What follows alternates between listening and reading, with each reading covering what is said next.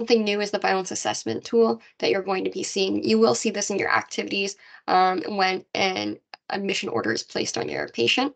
I'm just not able to do that in this domain here, so I'm just going to grab it from here, the violence assessment tool. And this is what you'll see. So if I open this up, we can see this is going to be a history of violence. And so this is something new that's going to be for your region. This has been in other regions before as well. It has been very successful.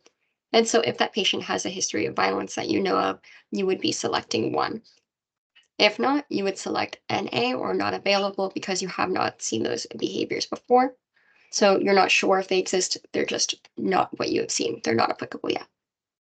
If it has been selected that they do have a history of violence, then we would continue on to this section of observed behaviors, and we can document that secondary to it.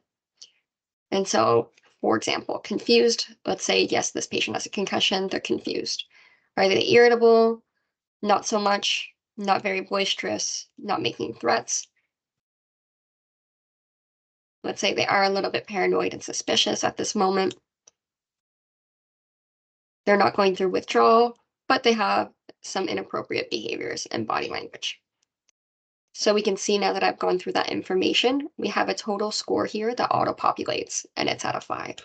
So anything above a 4 is going to be considered high risk.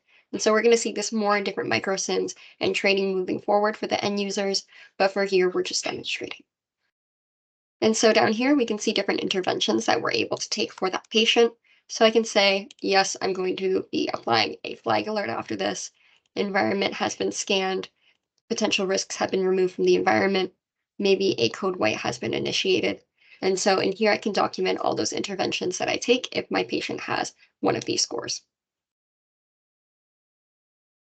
This next page here is the triggers and contributing factors page. We would complete this as we see fit if the patient had a history of violence to give context to other clinicians who have access to this patient's chart. So let's say this patient, they're fearful, they're feeling unwell, and like they have a loss of control and uncertainty. They're not liking the small space and overcrowding or the light. They have a concussion. And then any unique triggers, any coping strategies, we would add in here as well, again, to provide context for the other people seeing this patient or going in their chart.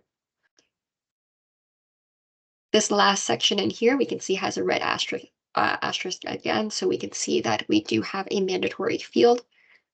And so we can say that we're recommending an alert, not discontinued, activated alert and maintain an existing alert for the next review.